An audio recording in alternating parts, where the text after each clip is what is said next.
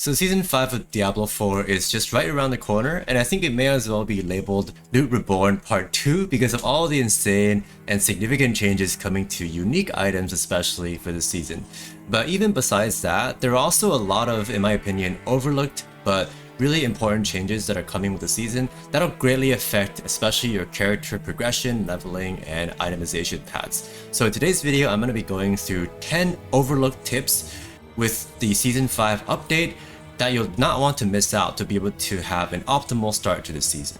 And with that for my first tip, and that is that monsters that are up to 30 levels above you will also give you bonus EXP, which means you're incentivized to actually use the best gear and have the best build to be able to tackle stronger monsters, because they actually do give you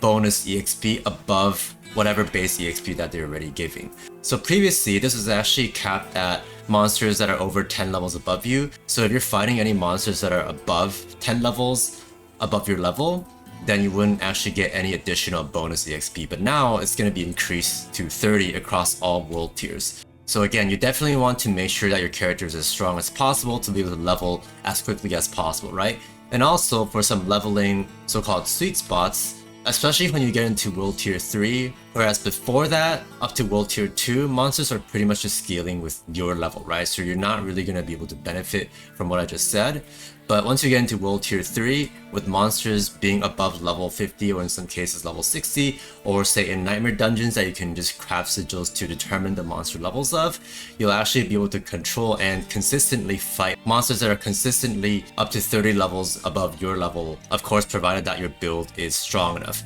So that's the first sweet spot, getting into World Tier 3. And for the second sweet spot, obviously going to World Tier 4, there's gonna be another monster level bump. And of course, Nightmare Dungeons, the Pit, and Hell Tides is also another way to ensure that you're fighting stronger monsters to max out this bonus. And to actually help with that, and on to tip number 2, and that is that Profane Mind Cages are not only returning in Season 5, by the way, these are the items that actually increase the monster level of Helltide monsters by 10 levels, but in Season 4 you couldn't stack these, so the max you could get was 10 levels above your character's level, right? Which happened to also be the maximum level for the experience bonus that you would get. But in Season 5 you can actually stack this up to 3 times, and thus conveniently giving you up to 30 levels of additional monster level within a Helltide. And one way that I found to be able to pretty consistently obtain or even farm these Profane Mind Cages is by targeting the Blood Maiden. And although the Blood Maiden itself doesn't drop these cages necessarily, but by doing the Blood Maiden, there are going to be other players around, and with all of you filling up your, say, Hatred gauge within the Helltide, which is basically obtained by or built up by killing monsters and doing events and opening chests and whatnot.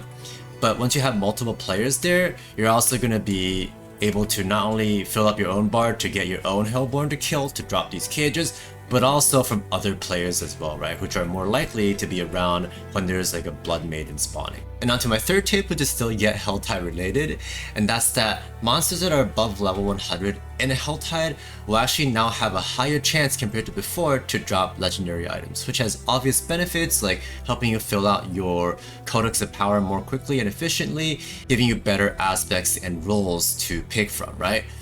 And this is all the more reason to consider going to the Helltides, especially say you still want to, say, level up your Codex of Power overall, and combined with Profane Mind Cages, being able to raise the levels of these monsters significantly. Even at, say, level 70, if you're strong enough, you're going to be able to raise the level of Helltide monsters to above level 100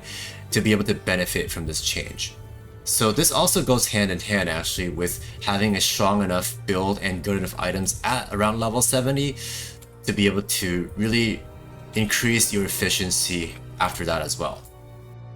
And with that, moving on to tip number 4, and that's that with Blizzard adding more endgame options and just ways to farm in Diablo 4, such as of course the Pit and also the recent Infernal Hordes, there might be less reason to do certain things like Helltides or Whispers, right? And hence the buffs that they received. So I already talked about the buffs coming to Helltides, but Whispers are also getting a significant buff in that not only will they have a chance of containing uniques now, and of course Season 5 is essentially the season of revamped uniques, so it's definitely going to be nice to be able to get more uniques, right? But besides that, they've also been made easier to complete or quicker to complete, oftentimes especially when Hell Tides are active. So currently in Season 4, you might actually have to take a bit more time farming out some of the whispers within a Hell Tide and not be able to complete enough whispers necessarily even throughout one Hell Tide to be able to fill out your bar and turn in the quest, right? But in Season 5, they're essentially changing it so that not only will the whispers be quicker to complete in a Hell Tide especially, but you'll generally be able to complete at least one round of whispers to fill out your bar fully, to also be able to collect a cache from the Tree of Whispers, basically per Hell Tide, and thus making these specific whispers extremely efficient to do as well, and definitely something you want to prioritize, again, especially within Hell Tides.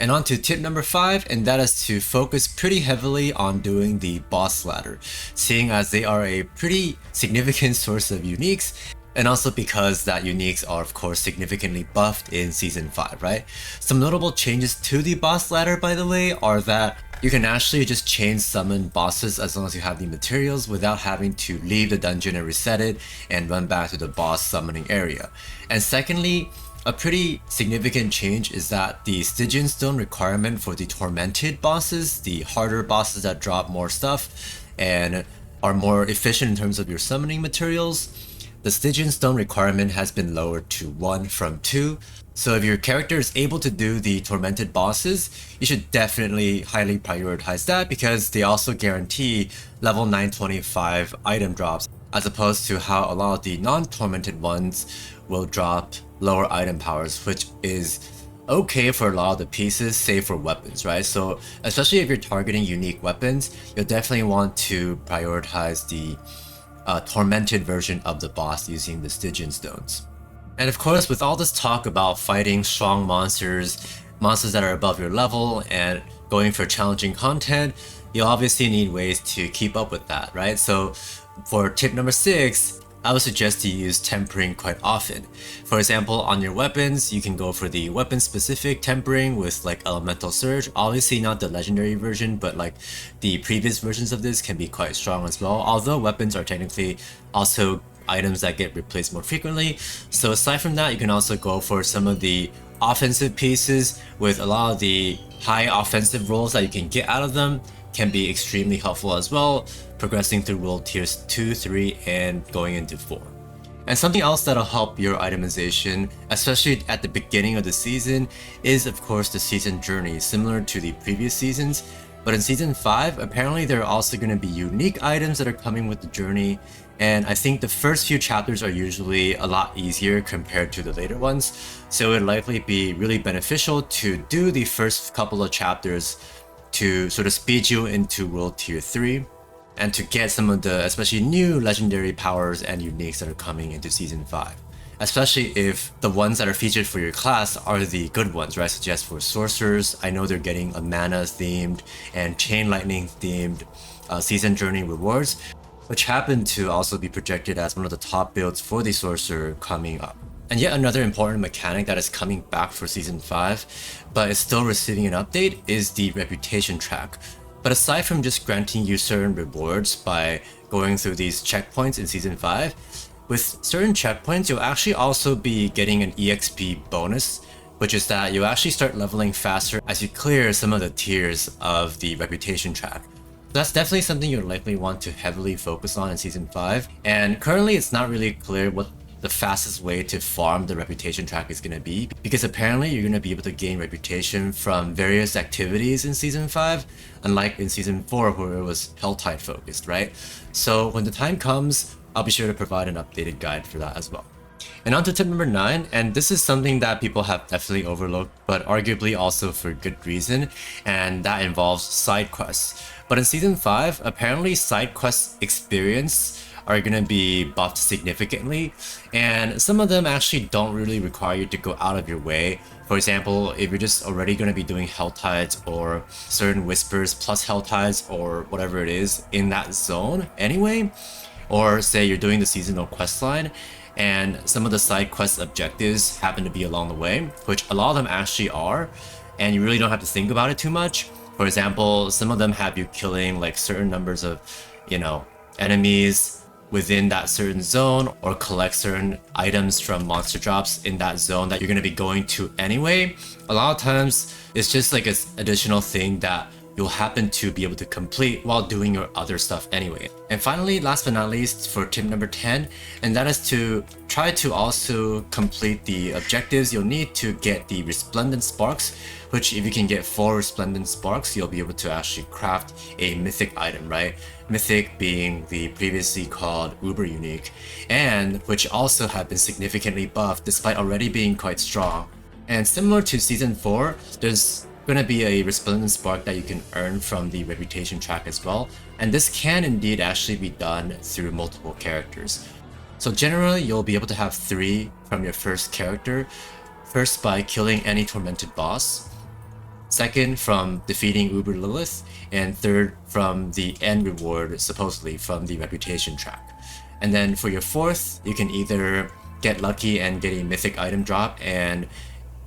either that's just the item you need, or you can actually salvage that item into another resplendent spark, which will allow you to then target any mythic you want. Or of course, alternatively, you can just create a new character and just go through the reputation track with that new character to get your 4th spark, or however many more that you need sort of guaranteed, which will just take a little bit of time, but can oftentimes still be quite worth it given how powerful these mythic uniques have become. And those are 10 tips for more optimal leveling and progression in Season 5 of Diablo 4. Let me know if I missed anything in the comment section below, and I'll definitely reply to your comment. Of course, once the season starts and I discover new tips, I'll definitely make a follow-up video to this as well as soon as I can. Along with, of course, the usual class guides that I will be playing. The usual class guides of the builds that I will be playing. And with that, thank you so much for watching. Consider subscribing to my channel for more cutting edge guides, and I will catch you in the next one. Happy hunting, guys.